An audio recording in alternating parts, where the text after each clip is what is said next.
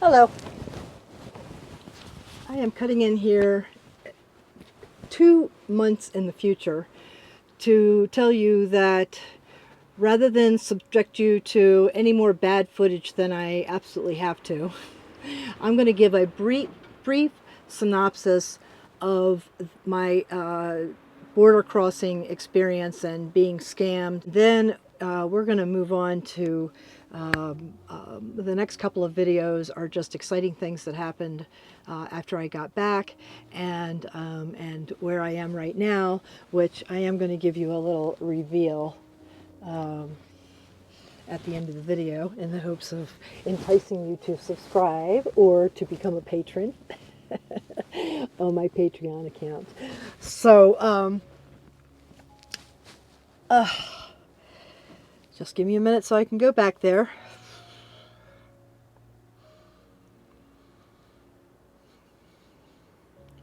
The last border crossing was, really simple, easy. They just waved me through.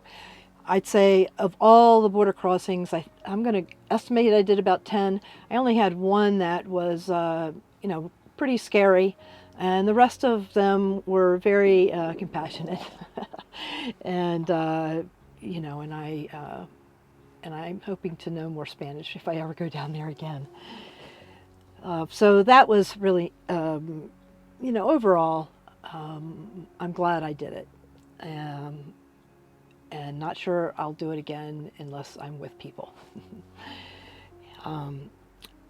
I crossed at the Mexicali Calexico Border Crossing, and I wasn't 2 miles from the border where the actual border was when I was crossing from the I guess it was 3 lanes, from the passing lane into the center lane, and there was no one there.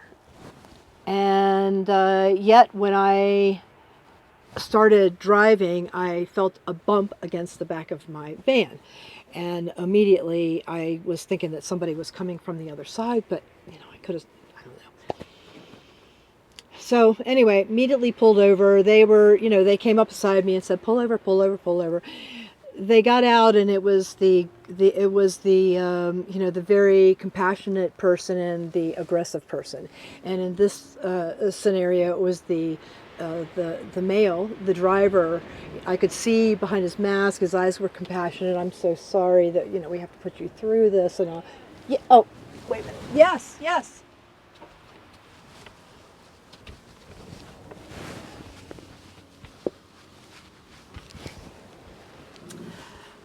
Oh. Imogene just went into one of my fellow campmates' camper and stole a whole chicken breast off and ran over here with it. Oh. Oh my goodness, oh my goodness.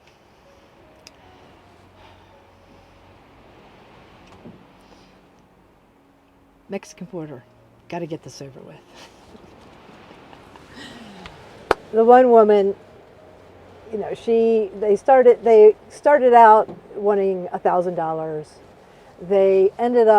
We agreed on $500 because that would have been my deductible if I had called the insurance company, which they didn't want me to do because, of course, everyone is crooked, including the police. And besides that, our grandmother is dying in the hospital from COVID, so we really have to get there. We're really short on time. And so, there were a lot of little red flags, of course, including the damage to the side of the car. In hindsight only, I can see it was not consistent. My van was just a graze on the rubber part in the back, so it really has no damage, and I am eternally grateful for that. I was just determined that I was going to go to an ATM for the $500. That was my choosing. I was not going to follow them. And so that was like a 3-hour caper of going from place to place, ATM, getting declined. Verizon, I don't know. I thought I paid for being able to call from Mexico, but I very rarely was able to do it. Capital One making me call an international operator in order to get through to you. I'm telling you, I was, it was a little frustrating.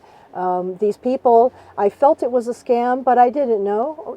Was it drug related? I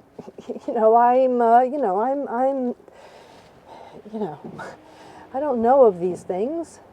And so I was just trying to, just keep Plan B. Plan B Queen, that's me.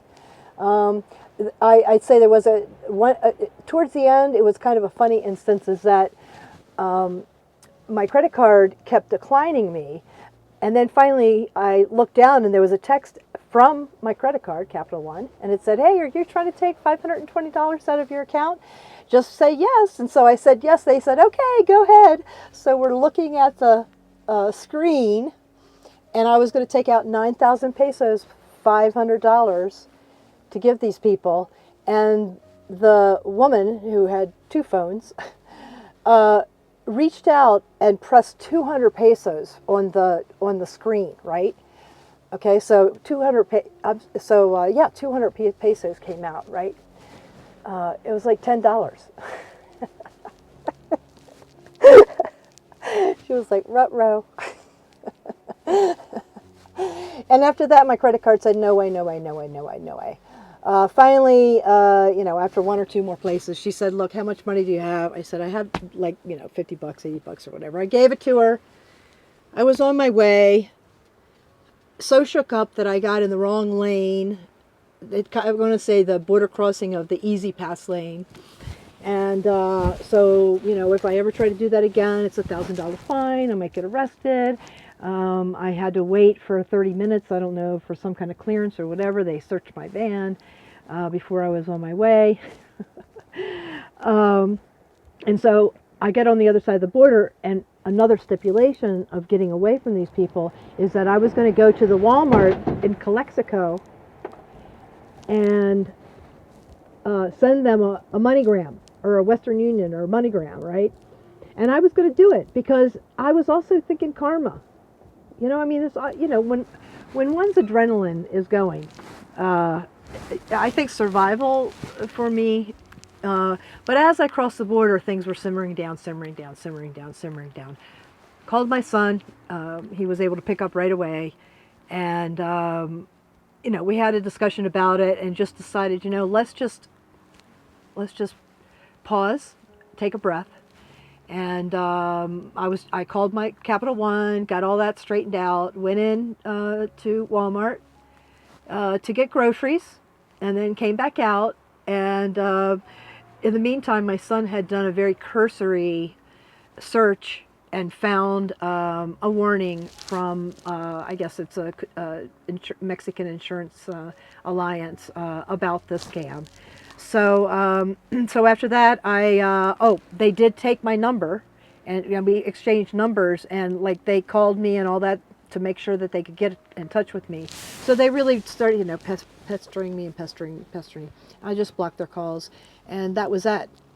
And wow, it took me quite a while to get. I think it. The way I like to describe it is it took a while for like my spirit to catch up to my body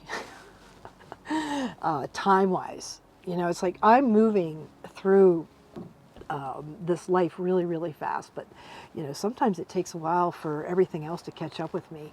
And it's fun, breathtaking sometimes. With that in mind, I'm going to segue that into the rest of the thing. I'll do a little bit of overdub, but we're going to, in the next few videos, kind of do a little catch-up so that we are caught up to where I am now. That is what I've been working on for my back deck. Isn't that cool? And I'm working on a whole, I'm going to say a loose tutorial about that in an upcoming episode. So without further ado, I hope you enjoy this hopefully short catch up to this. I met Carol at the 2022 RTR in Quartzsite, Arizona. And she was the first person ever to come up to me and say, "Oh, I have a YouTube channel. I'd love to do a van tour." So I readily accepted. And right when I got back from Baja, we connected and found a time to meet. I will be forever grateful to my new friend and my new forever friend and most definitely kindred spirit. Carol provided me mentorship about YouTube. She was so kind. She does so many good works in this world, looking for solutions, trying to, find a way. And she is a shero of mine. So check out her YouTube channel, Glorious Life on Wheels. And to give you another example of how generous she is that after our interview, she gifted me this campsite for the evening. Isn't that amazing? Carol, I promise to pay it forward. Tiny Fest San Diego. And as cute as this thing is, being out here on the road, I could never do it. Pre-nomad, I had a small semi-apothecary in a small town, and it just totally blew me away to see this fine specimen on the road. And it's mobile. I just really brought back great memories. And this really caught my eye because at the beginning, for the whole month of April, I'm going to be in Pahrump, Nevada, participating in the Homes on Wheels Alliance Build Your Own Van fundraiser. And I really hope somebody's here with all this stuff.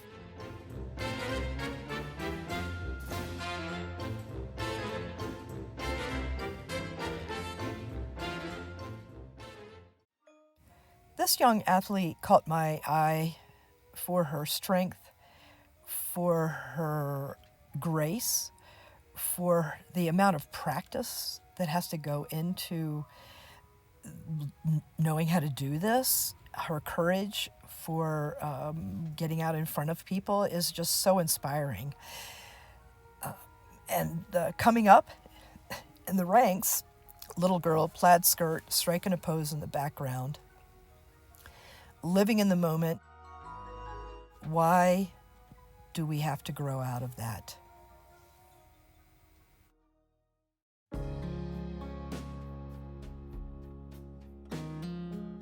Oh, it was great getting a shower today. What you see there is my solar shower. There's still a little water in it because I think I'm going to use it for my dishes tomorrow. But I have expanded my thoughts about how often I need to wash my hair or take a shower, and I do wash up every day. I do a little bird bath, and I always kind of have my eye out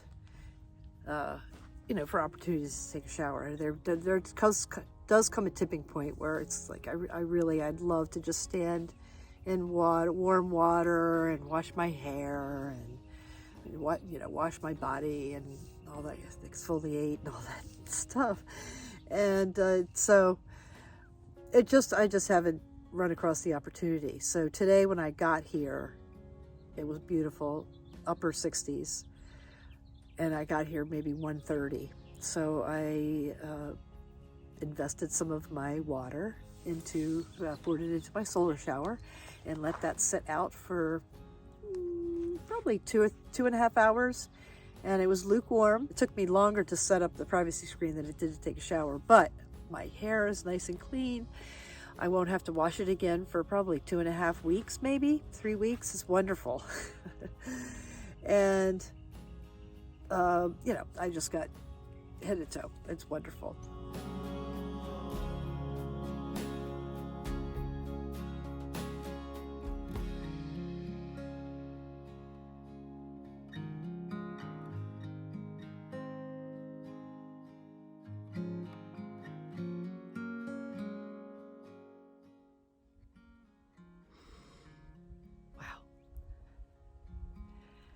There's some beautiful smells in the air. A little bit of pine, and then every now and then a whiff of white sage, I'm sure. That's what it smells like. Heavenly.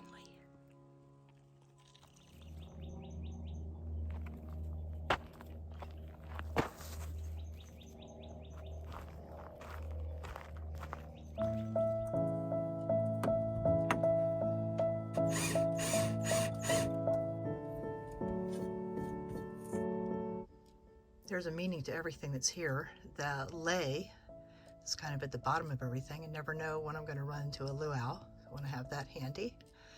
Over here on the right is a guitar string bracelet. If you've been here for a while, you know the meaning of that. So, my husband, Mike. I'll just shorthand it. A little cork that I collected over the years. This is my sage feather when I'm smudging. Over here on the right is a talisman pouch that I got in Taos a long time ago when I was car camping. And great memories. Inside of that is just a couple of things. A guitar pick. It's like rock and roll roots or something like that. It has a hole in it. I think Mike had it on a string at one point around it.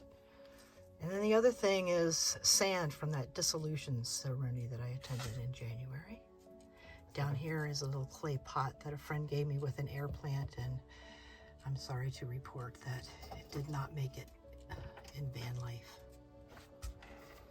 And last but not least, I'm saving this last for a reason, is this collage with the woman and like the gypsy skirt. And on the back, the heart and the wings are metal. On the back is things about traveling. And what is so significant about this for me is that I made this collage at a gathering of some kindred spirits, and I want to say 2002, 2003. And then met a couple of people there. We got together a few months later, and we're just in someone's dining room, just was making these. And so this travel has always been beckoning me. What is beckoning you?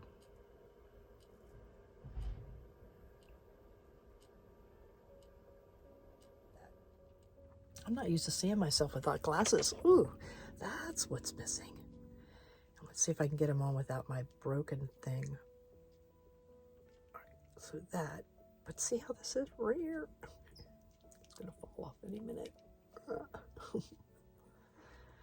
And now since they've touched my eyeballs, they're foggy.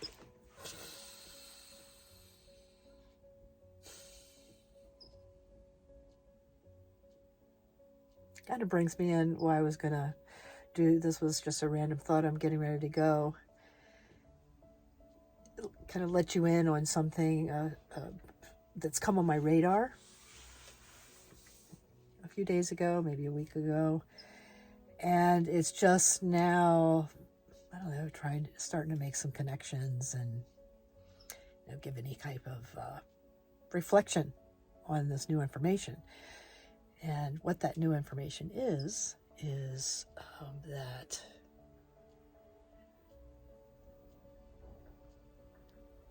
ADHD runs in families, and it's possible that I am that too. I'm just kind of thinking about this is just like new information. I always looked at children who supposedly were ADHD, and I couldn't help thinking, wow,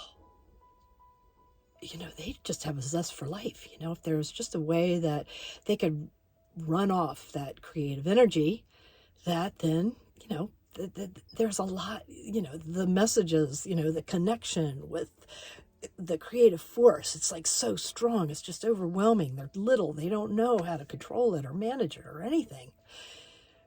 Instead, we try to make them sit in a seat and stand in a line and got to learn this and learn that, because you got to go out and be a worker bee so that you can buy things.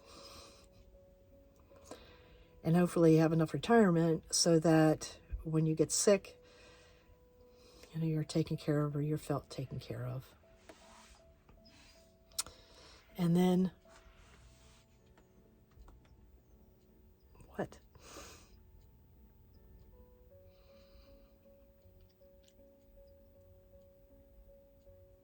So ADHD. And if I have it, if my whole life, the chemical balance of all the hormones and the minerals and this and that, all that stuff, my whole life was circulating through my body, I don't regret one moment because of where I am right now and where I'm going to be for the next week.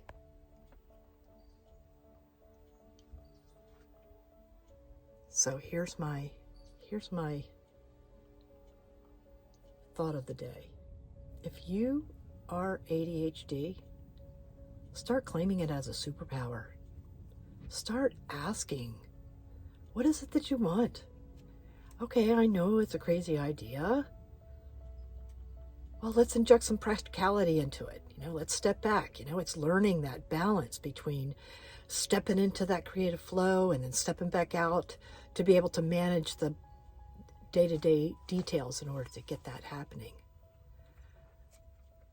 So yeah, ADHD, superpower. Bring it on.